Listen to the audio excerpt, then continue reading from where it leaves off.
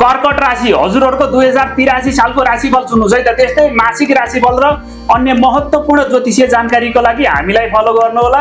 अनि हेराउन चाहनुहुन्छ, चिना बनाउन चाहनुहुन्छ भने हामीसँग सम्पर्क गर्नुहोला है त।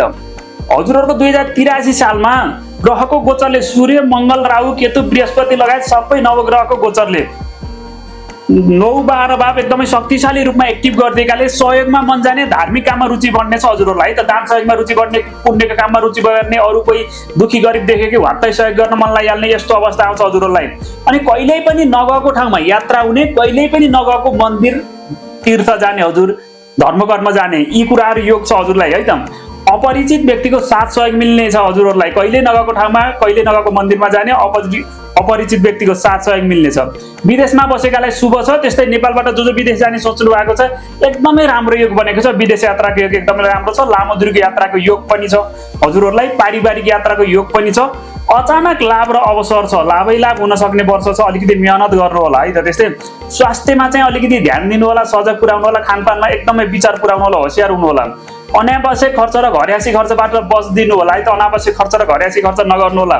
आम्दानी बढ्ने छन् तर जोगाउन मुस्किल हुने कि त्यस्तो समय छ। त्यही भएर अनावश्यक खर्चबाट बच्नु होला भन्यो है त। त्यस्तै साधन किनबेच गर्ने, घर जग्गा किनबेच गर्ने यो हजुरहरूलाई पनि बनेको छ।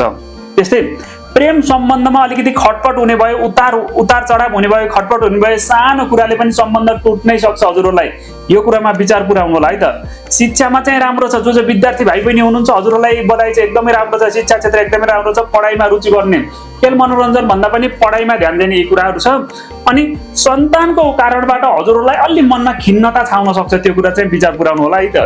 अनि आध्यात्मिकतामा हजुरलाई अलि बढी रुचि जानेछ क्या। ध्यान साधना, आध्यात्मिक, दान सहयोगमा यी कुराहरूमा रुचि जानेछ। कृषि कार्यबाट लाभ मिल्ने छ हजुरलाई। जो कृषि व्यापार व्यवसाय पेसामा आबद्ध हुनुहुन्छ हजुरहरूलाई एकदमै राम्रो छ। अनि व्यापारीहरू जो हुनुहुन्छ हजुरहरूलाई सन्तोषजनक छ समय। त्यति राम्रो पनि छैन, त्यति नराम्रो पनि छैन, चलिरहन्छ है त। त्यस्तै मिष्टान्न भोजनको अवसर प्राप्त भइरहने, नयाँ कपडाहरू किनिरहने, प्राप्त भइरहने, मिष्टान्न भोजनको अवसरहरू प्राप्त भइरहने ती कुराहरू पनि छ हजुरहरूलाई। अनि विभिन्न कार्यक्रमहरू, उत्सवहरूमा सामेल भइरहन पाउने यी योग बनेको छ। अचानक सोच्दै नसोचेको परिवर्तन, सोच्दै नसोचेको मोड आउने, सोच्दै नसोचेको घटना घट्ने जीवनमा यी कुराहरू हुन सक्छ है त हजुरहरूलाई। निर्णय गर्दा धेरै नै सोच विचार गरेर गर्नु होला। एउटा निर्णय गर्नु छ भने 10 पटक सोच विचार गर्नु होला है त। त्यस्तै आफ्नै मेहनतले, आफ्नै परिश्रमले भाग्य कोर्ने समय छ। ल हजुरहरूले जति मेहनत गर्नुभयो आफैले भाग्य लिएर पाउनुहुन्छ। त्यही भएर एकदमै मेहनत गर्नु होला है त। त्यस्तै अनिद्राको समस्या, अलिकति छातीमा समस्या, ब्लड प्रेसरको समस्या यी कुराहरू आउन सक्छ। ओभर थिङ्किङ पनि अलि बढी आउने हुन्छ है त हजुरहरूलाई है त। चुनौती पनि धेरै